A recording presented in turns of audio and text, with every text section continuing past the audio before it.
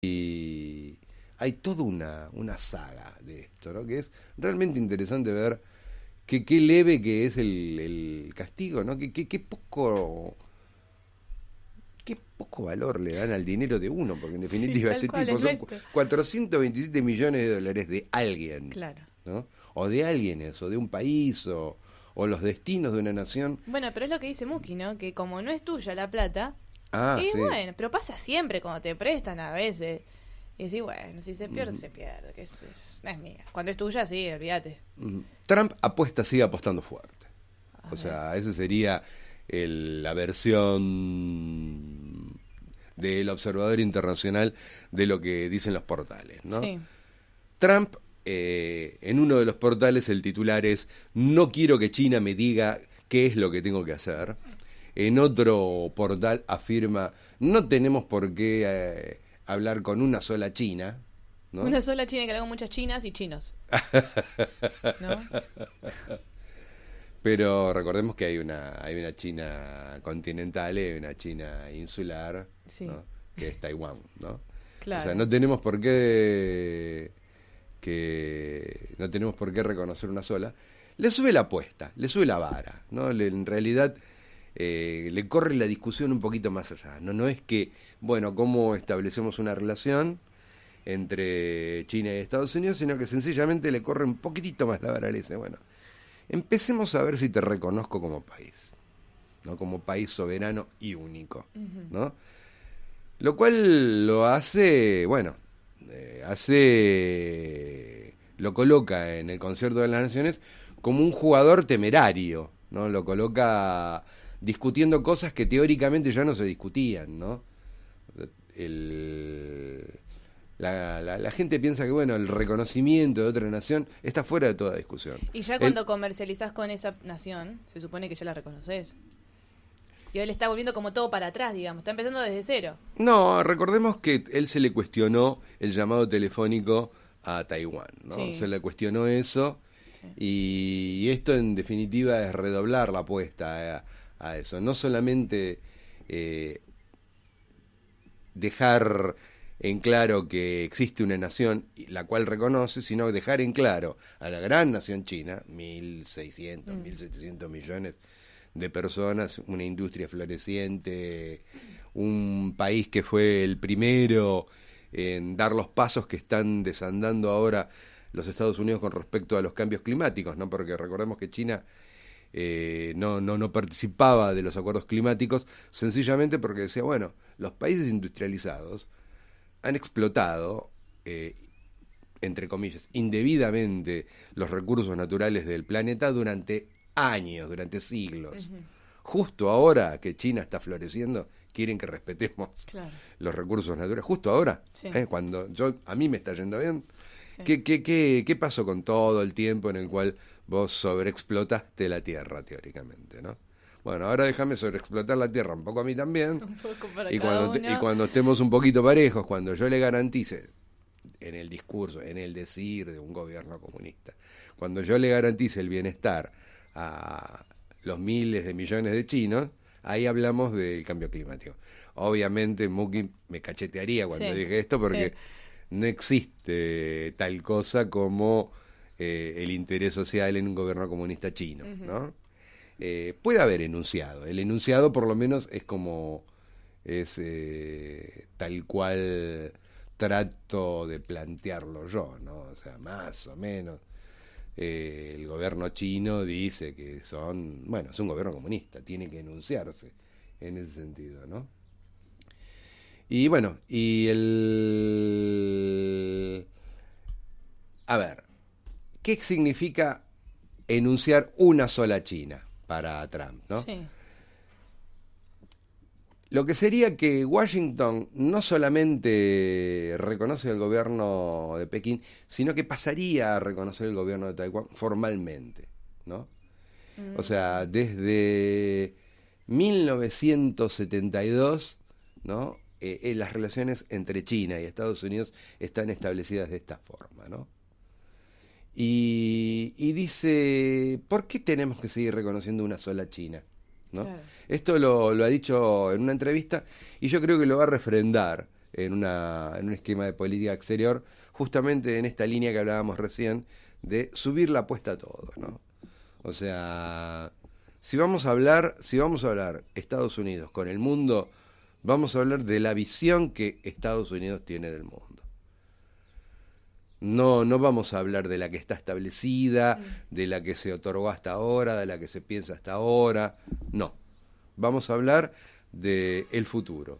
Y en el futuro vamos a hablar de lo que pensamos nosotros.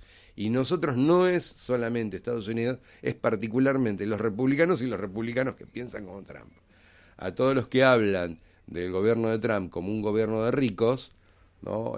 Como un gobierno de gerentes, como un gobierno de poderosos, debemos tener en cuenta que enfrente, ¿no? Hace años, tenemos a un politburó del Partido Comunista Chino instalado en el poder, ejerciendo el poder en forma absoluta y omnímoda, ¿no? No solamente con el resguardo de tener el poder militar, el poder policial y el poder económico, sino que también, teóricamente, tienen el poder de un backup ideológico. O sea, teóricamente, en China, aparte de los poderes económicos, militares y policiales, con los cuales el Politburó del Partido Comunista ejerce el poder en China, ejerce también un poder ideológico. En los 1.500, 1.700 millones de habitantes que tiene China, ¿no? Se presupone o se debería pensar que hay gente que es ideológicamente afín al soporte del Partido Comunista. O sea, debe haber gente que soporta la estructura del partido no solamente por intereses personales, no solamente por intereses económicos, no solamente por ambición de poder, sino que sencillamente está convencida de que el comunismo es la mejor forma de llevar adelante el futuro en China, ¿no? O sea, materializar el futuro en China es solamente a partir del pensamiento del Partido Comunista.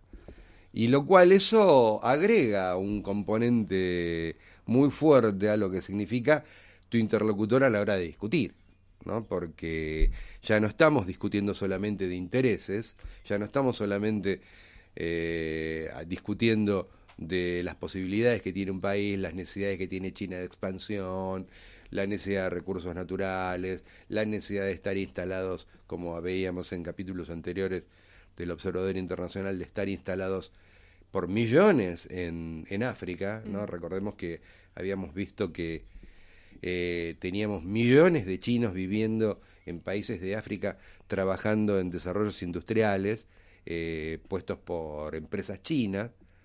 No solamente eso, sino que nos encontramos con un tipo que discute no solamente en unidades, en dinero, en poder geopolítico, sino que teóricamente tiene atrás el decir de millones de chinos, ¿no? O sea, te terminaría respondiendo, lo nuestro no solamente es en función del bienestar de un país, sino en defensa de los intereses de todo y cada uno de esta cantidad de chinos, ¿no? Que es más de 1/3 de la población mundial, ¿no? O sea, sí. Teóricamente eso en algún lugar yo creo que afecta la forma de dirigirse a los demás cuando uno teóricamente representa los intereses de 1/3 de la población mundial, ¿no? De la misma forma que, bueno, que hablarán algunos pretenciosos desde el Islam o algunos pretenciosos desde las grandes masas habitacionales, ¿no? Poblacionales. Es un momento interesante ver esto, cómo se resuelve este entente entre, bueno, hasta ahora eran la única China, ahora no son la única China. Vamos a hablar también con el país que en su momento supo fundar Chiang Kai-shek, ¿no? Yo tengo una consulta. ¿Viste que Estados Unidos Trump quiere poner un impuesto a lo que venga de China? A sus productos. La mayoría que consumen los norteamericanos, porque por ejemplo el otro día me enteré que el iPhone se arma allá. Sí, se arma en China. El iPhone, todo. Entonces, cuando esté el interés o ese impuesto que le cobren a los productos de China, ¿le va a salir todo más caro a la población norteamericana? ¿O no? Bueno, pero teóricamente el salir más caro, por un lado, o sea, más o menos es lo que en determinado momento se pretendió hacer en Argentina. Sí, para que crezca la industria o sea, nacional. a vos, con trabajadores nacionales, producir esta botellita te cuesta 50 pesos. Sí. A los chinos les cuesta 25. Claro. Entonces, una de las soluciones, a un brillante dice, bueno, le vamos a cobrar 25 de impuesto, Y está igual. 25 pesos de impuesto, entonces la China te va a costar 50 y la Argentina te va a costar 50. Sí. ¿No? Más o menos ese es el criterio. ¿Cuál es la diferencia? Teóricamente, los que dicen esto, es que la botellita china, ¿no? Todos los beneficios se expatrian, digamos, se envían los beneficios, se envían al país de origen. Sí. Lo fabricaban en China, le mandás la plata a la empresa china que te lo mandó. Claro. Lo único que queda en el país son los servicios de importación y algún impuesto. Sí. Cuando se produce en la Argentina, no solamente el impuesto está acá, ¿no? Sino que también el usufructo, o sea, lo que la gente cobra como salario para trabajar, se gasta en Argentina. Ese sería uno de los argumentos, ¿no? La defensa del trabajo local, la defensa del dinero, del contribuyente, o sea, ahora no tanto. Se hablaba más en el primer gobierno de Cristina, en el primer gobierno, en el gobierno de Néstor, cuando Néstor estaba abiertamente enfrentado a George Bush, se hablaba mucho, Bush hablaba, o el secretario del Tesoro creo que hablaba, el secretario del Tesoro hablaba del dinero de los contribuyentes norteamericanos, ¿no? Cuando se hablaba de la deuda externa argentina decía, yo no tengo que pensar en las necesidades de la Argentina, yo tengo que pensar en proteger el dinero del contribuyente de los Estados Unidos, ¿no? Claro. Entonces, bueno, es lógico pensarlo de esa forma, pero también es lógico pensar, ¿no?, que existe hoy en día una forma de funcionar, la economía tiene una forma de funcionar, que ya me parece que es imposible no contar con la masividad de la producción china. Tal cual. Me parece que, si bien puede haber medidas, me parece razonable las medidas, me parece que es lógico que un hombre que ha ganado con el medio oeste americano defienda el discurso del medio oeste americano, ¿no? Esa cosa del tractor americano, sí, ¿no? El perro americano, el caballo, o sea, todo americano, ¿no? O sea, no, porque me en realidad un caballo pintado.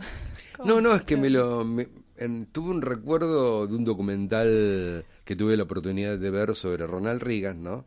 Entonces Ronald Reagan, hacia el final del documental, lleva al periodista y al camarógrafo a un lugar en el Gran Cañón del Colorado en su Jeep 1947, ¿no?